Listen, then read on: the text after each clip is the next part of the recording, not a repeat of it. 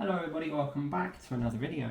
My name's Nick and today I'm going to be showing you how to profile a train for the software called ITrain, which is the automation software which can run your layout.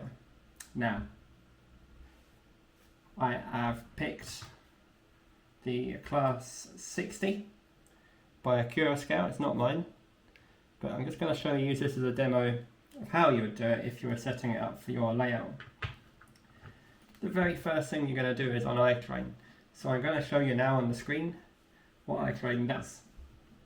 And I'm going to show you how to set up a new loco in ITrain. So this is your basic ITrain screen. To add a loco, you go to Edit, Locomotives, New. Type in what you want it to be called, so this will be the class 60 GBRF. And now you put in the length. So if we just switch back to the camera now, what you're doing is measuring from buffer to buffer, from this end to that end. I'll just get my tape measure now. It's a bit a big tape measure, a bit overdone, but this is all I have unfortunately, so it'll have to do. And as you can see there, it's 22.5 centimeters end to end. Perfect. Now we'll input that into ITrain. So I'm going to type 22.5. Oops, in the length, sorry, 22.5 if I was doing that right. And then pop the address in here, which I'm going to have as 6021, because an easy way to remember is the first two numbers and the last two numbers for your address. And then we'll change the interface to the interface we're using, which is the DR5000. That's all put in now, so we're just going to click apply. And that's on now. This loco I have to put on the programming track now, so I'm just going to stick it on the programming track. It's just behind the camera. You don't really need to see that. Now it's on the track itself, and what I'm going to do is open up my programming software. So I'm using a DR5000, quite an old bit of technology now, but it works very well. Open programming track. The address I want is 6021. I'm going to apply that.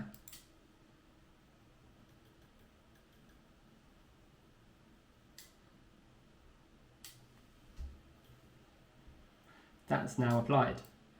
And CV number 3, I'm just going to read it and see what we have. Because this is not my loco, I need to just remember what to put it back to. So it's 30. And number 4 is 36. So we're going to set both of those to 0 and apply that one, and set CV number 3 to 0. That gets rid of the inertia settings on the loco, because with the inertia settings ITrain can't actually track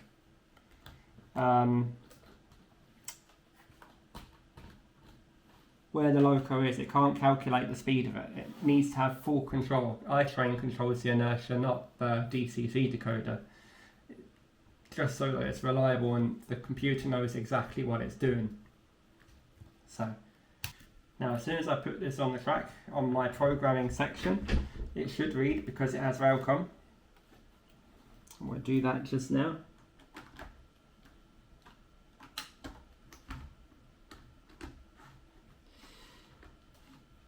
Yeah, it's now read the Railcom. This is the benefit of having Railcom on your detection units. You haven't got to tell ITrain where anything is, it just registers when you pop it on the track.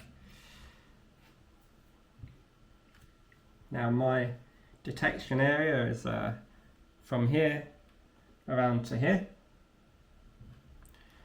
underneath the monitors. So what we're going to need to do is go into View, Speed Measurements, Locomotive. You can see which I have 3 feedbacks I'm using. So the left one is over here, the middle one, the centre, and the right one over that side. You can't quite see it on the camera, but for this it doesn't matter.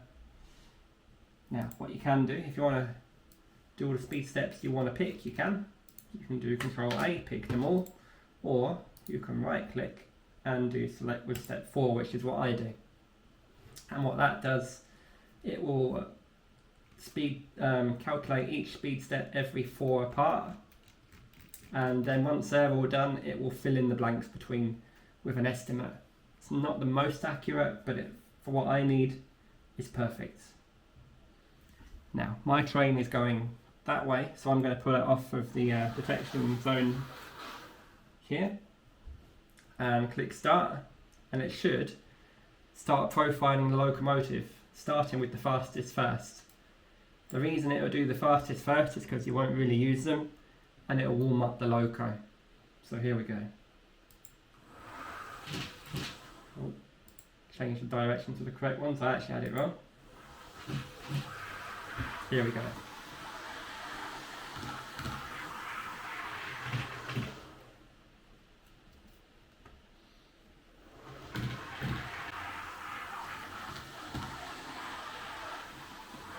And now what it will do, it will shuffle backwards and forwards until it's put a speed in every one of these speed steps. So as you can see there, they're all being entered.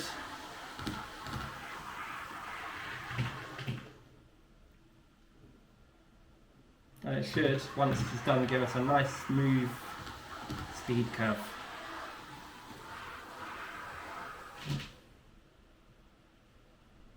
What I'll do, I speed this bit up now until it's done, and I'll talk to you once it's finished.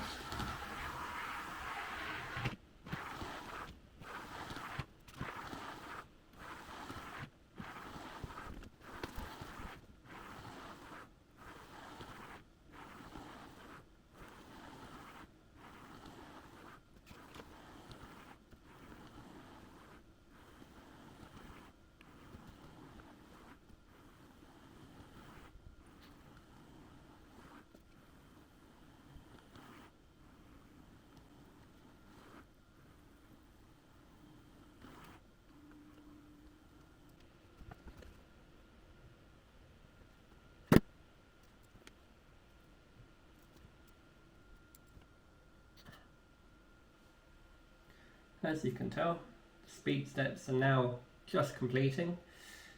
The last one, step 2, they're taking age to get through, but it's finally almost there. It's about to click over now. Once that has, I'll show you the next step.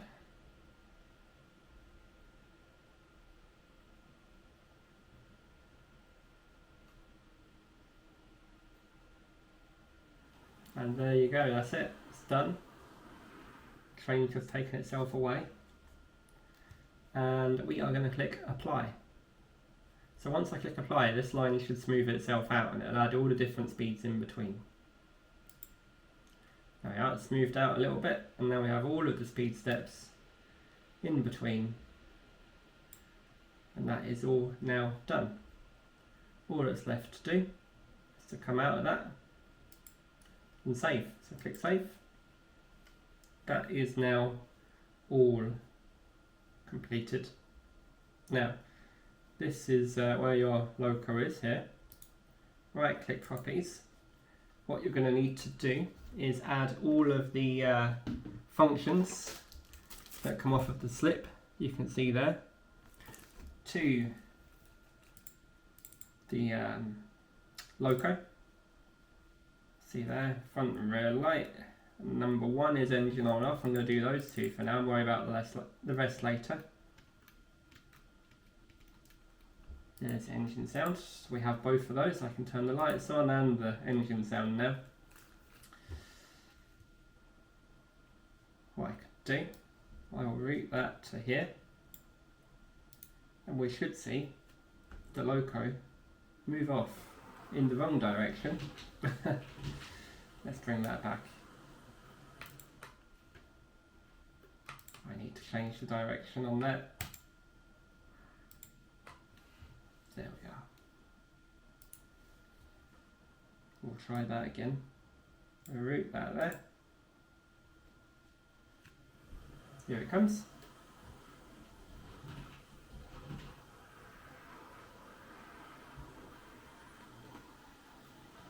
And off it goes. What we're going to need to do also for this locomotive, we're going to need to add acceleration, inertia and braking. So this is why we disabled CV3 and 4 on the loco and put them both at value 0. It's so that we can put in whichever values we want here. So I'm going to start with 300 on both of those for now. Apply and occupancy. So I'm going to bring the loco back actually, and we're going to have a look at occupancy in a moment. I'm going to shunt it back here.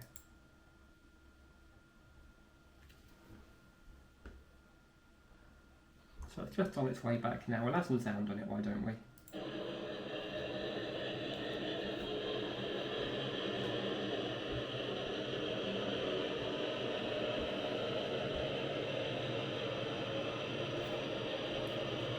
Whilst that's doing that and bringing itself back, we're going to go back onto locomotive, occupancy. So a feedback offset. What is a feedback offset? Well, that's the distance between the front coupling and where it's first detected on that first wheel. So I'm going to need to measure that so that it stops in the right place for everything. And it doesn't stop thinking that the wheel is at the end of the loco rather than the coupling. So now the loco is back. As you can see, it's just slowing down to a stop right where I've asked it to. Spot on. Take it off. What we're going to do is measure the overhang now, so that's the feedback offset.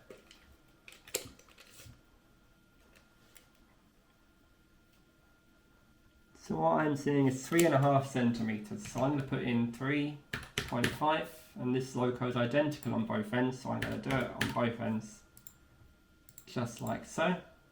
Apply, and that's it. That's that loco completely set up now. There's nothing else we need to do. That is all completely set up for ITrain. Maybe after a bit of running in, it might need redoing again as it frees up. It might go a bit faster, so I may need to reset it again in the future. But what we'll do then, we'll just set it up to speed profile and go get ourselves a cup of coffee while it does it. It's not a big deal. But that's it for this video today. If you like what you see, click the like button and don't forget to subscribe. Take care and I'll see you in the next one. Goodbye.